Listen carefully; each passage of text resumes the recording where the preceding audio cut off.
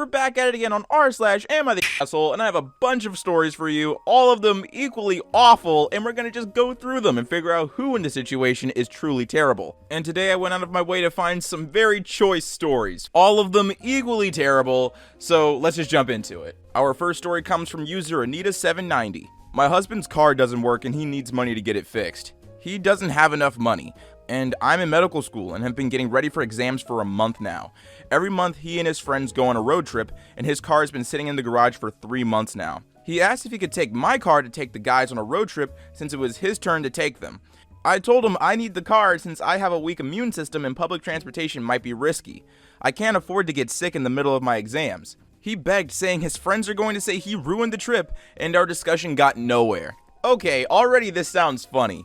Any reasonable dude would have just called off the entire trip after their girlfriend explained to them that they don't want to get sick, especially if their girlfriend has important exams coming up. I think most reasonable people would just call it off because it makes sense. That's more than a reasonable reason to not be able to borrow your girlfriend's car. Why are you acting like a child? And let's say it was your turn. What's stopping you from renting a car for just the weekend? I'm sure it wouldn't be that expensive. And to the people in the audience who heard me say that and was like, oh, maybe he's not 25. No, most states have a minimum set at 21 years old for renting a car. And since this girl's in medical school, I'm assuming that the both of them are in their early 20s. The trip was last week. I had an exam the day of the trip and left at 8 a.m. I had several things to do. I stopped by the coffee shop to use the internet, and I arrived at university at 8:30 and entered the hall getting ready for my exam. After I finished, I spent a few minutes with my friends, then I left. I got to the parking lot, and my car wasn't there. I started freaking out, thinking that I might have left the door open or something. I called my husband, but he didn't pick up. My friends immediately told me to call the police. I ended up waiting for them to ask me about what happened, and the officer said I needed to come to the station to give my statement. I see where this is going. Yeah. I stayed there for 4 hours when I was told that my car was found. My husband was driving it, and was picked up an hour away from where I lived. I was shocked and mad. It never occurred to me that he was the one who took it. I went home and waited till he got back. He was upset and didn't want to talk about what he did. The argument started after he said he made a copy of the key and he didn't take my car till he made sure I arrived for my exam. I yelled at him and told him that it was not okay. He caused me to stress out and worry about the car. He told me calling the police was drastic and shouldn't have got them involved, but I had no idea he took the car. He said he wanted to text me but forgot, said the trip was ruined, and he was embarrassed by being picked up by the police while he was with his friends. He still thinks calling the police was over-the-top reaction, but what was I supposed to do? Yeah, it's obvious you're not the asshole in the situation. I can't believe the one thing that he's concerned about is the opinion of his friends and not the opinion of his wife, whose car he stole. Because that's what he did. He didn't ask for permission to take the car, and what did he expect this woman to do? Walk home? She can't be on public transportation, so you essentially marooned your wife at college. That's what you did. That is some seriously scummy stuff. And yeah, I would have called the police too, because I wouldn't assume that my significant other would have stolen my car. So that is such a dumb argument. Oh my goodness. Our next story comes from user Sleepy Throwaway. The past couple of months, my wife's been complaining about her cats. She's been claiming that the cats wake her up constantly and that she's frustrated every night that she has to get up and open the door for the cats, or the cats keep making noises, or the cats keep jumping on her. It's got to the point where she started saying that she wants to get rid of them, and I told her I've never seen or heard any of this, but she claims I sleep through it all. She kept telling me she was getting less and less sleep and kept acting aggressive, blaming lack of sleep from the cats, and that if I didn't get rid of them, she'd leave me. I legitimately started considering giving the cats to my sister until I noticed something. Yeah, I'm sure you did start noticing something because that's the world's shittiest ultimatum. What? I'ma leave you because of an animal. She might have had a case if she was allergic to cats and you refused to remove cats from the space, but she's not. She's just annoyed by a cat. One morning, she claimed she had gotten up multiple times throughout the night to help the cats. She listened a bunch of times, and I thought it was weird because I had been up until 4 a.m., and she claimed that she got up at 1 a.m. to open the door for them and a few times around 3 a.m. because they were meowing and jumping on her. I was in the bedroom the entire time while she slept, and I know none of that happened. Things weren't adding up, so I decided to run a test. I waited until she was going to bed. Then I let the cats out of our bedroom, lowered my phone brightness, and faked going to sleep. I just laid there in bed for the entire night, bored, but I definitely did not fall asleep. I made sure to make timestamps every 30 minutes on my phone through Discord just to be sure. I marked down every noise my cats made. One cat jumped down from something and made a little noise at 3:18 a.m., and one ate food relatively quietly by the bedroom door at 4:57 a.m. Other than that, nothing happened. Oh, here it comes. Sure enough, my wife slept from 11 p.m. until 9 a.m., and that morning she claimed that she had woken up at least 7 times to open doors from cat noises and cats jumping on her. At this point, I was pissed because she was clearly lying to me. I was exhausted and fed up with the lies, so I bluntly called her out on it. I told her, yeah, that's funny, I stayed up all night to monitor the cats and they weren't even in the room at all last night. I have timestamps and everything, so you've been lying to me and trying to convince me to get rid of my cats? Why? She just sat there quietly shaking and looking pissed, then got up and left without answering. She came back hours later and ignored me whenever I talked, and when I asked her how I'm the bad guy in the situation, she finally said that I was treating her like a child by lying about sleeping and staying up all night just to see if she was lying or not. And that making timestamps and everything as if I was an investigator was going too far and makes me an obsessive asshole. I did it because she was threatening to get rid of my cats or she'd leave me, and her claims didn't add up. So am I an obsessive asshole? Jesus, she was shaking. I don't know if she was nervous or if she was angry, but that is gotta be kind of unnerving to look at. I'm certain she knew she would get caught eventually, but her motives haven't been explained yet because she hasn't, well, explained herself. And thank God there's an update to this story because it blew up on the subreddit. My wife has been Baker acted. She didn't hurt herself, just said something concerning in public. I got a call from the hospital this morning asking me to head over for some family therapy. Apparently she finally wanted to talk. I'll be honest, I'm pretty pissed at the reason why she's been so hateful towards my cats. It's absolutely asinine. It's nothing that anyone suggested in the comments. She's not cheating on me, she's not physically sick or mentally sick, and she's not bored of the relationship looking for an out. According to her, one of the cats stepped on her laptop and ruined a story she was writing. Wow, that's the reason? That is the epitome of petty. What? And she made an entire story to... what? She's hated both cats ever since. I mean, that sucks, but it's not worth trying to emotionally blackmail me into getting rid of them. I asked her why she didn't just tell me the truth, and why she had been lying and refusing to talk about it when I'd asked. Her answer was, because you wouldn't have gotten rid of them otherwise, and explained that when she saw I wasn't willing to abandon them for her, she took offense and made it a goal to have me pick her over them. Sickening. I don't even know why she actually admitted to it at all. I can totally understand how he feels, because even with an explanation, it's still heinous. She was literally jealous of a house pet. So much so that she was willing to lie to her significant other in order to convince him to get rid of something that he probably cares for, something that he connects with. All while giving him the world's worst ultimatum that if he didn't get rid of the cats, you'd leave him. His wife. You divorce your husband over a pet animal.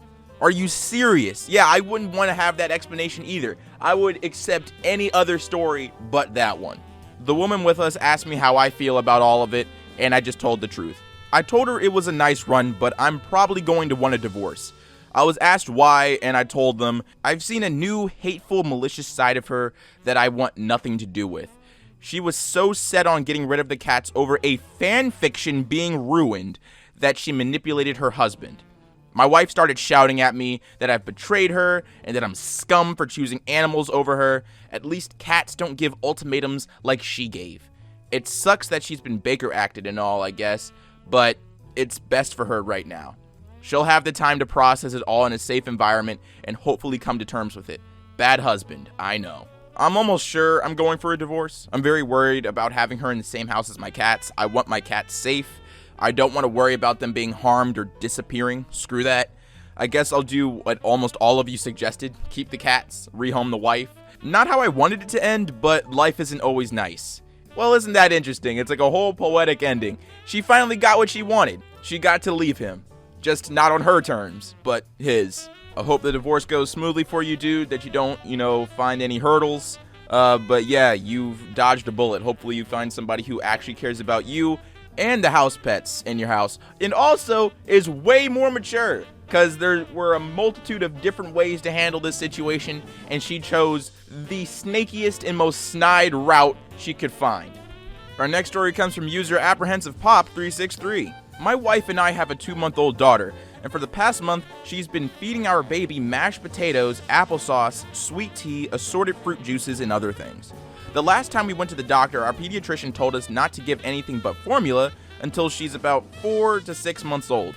My wife doesn't care and says she knows best for our child, and our doctor isn't the parent. That's a scary response. You just dismissed the pediatrician that told you straight up that what you're doing is not in the best interest of your child. I'm sorry, but that's his job. He's supposed to make sure that the kid is healthy. You should accept his expertise. Pediatricians are the closest we can ever get to a baby manual. Our daughter is always constipated and screams for hours at night that my wife says is colic. I've asked her numerous times to stop feeding our infant table food and go back to giving her formula, but she's only feeding her 1 or 2 bottles of formula while I'm at work. The other morning she was cooking scrambled eggs and oatmeal and I was off to work, so I started to make our daughter a bottle and feed her, and she stopped me and told me not to fill her up with that and that she wanted her to eat oatmeal first. I fed her the bottle anyway after a huge argument. Well, the baby had a doctor's appointment, and my wife was talking about colic and screaming fits, and when the doctor asked what she was feeding her, she only said formula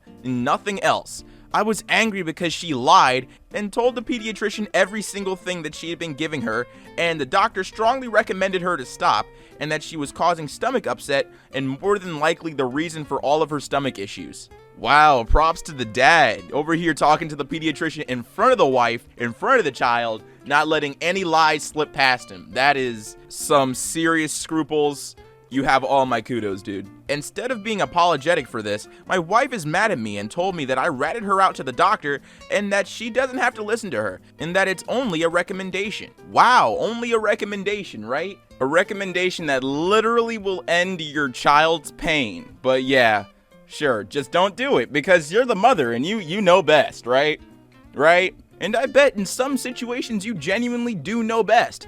But in this one, you have proven your lack of knowledge when it comes to feeding your child something that is 100% basic, the bare minimum. Apparently, I made her look like a bad parent. I tell her what a selfish little twat she was being, and now she wants me to go stay with my parents until she forgives me and asks me to come home. Am I the asshole here? I maybe shouldn't have gotten mad at her and said some of the things I did. Maybe I should apologize to my wife. Look, dude, you're not the bad person in this situation. You sought out some professional help, and the pediatrician told you what to do, and you followed her directions. Your wife is the one who's fighting back. You should take the child away from her for a little bit to correct the damage. But I'm not a parent, and I'm not a mother. So to any mothers in the audience, what do you think would encourage activity or behavior like this? Would you make a mistake like this? Let me know in the comments down below. I'm genuinely curious.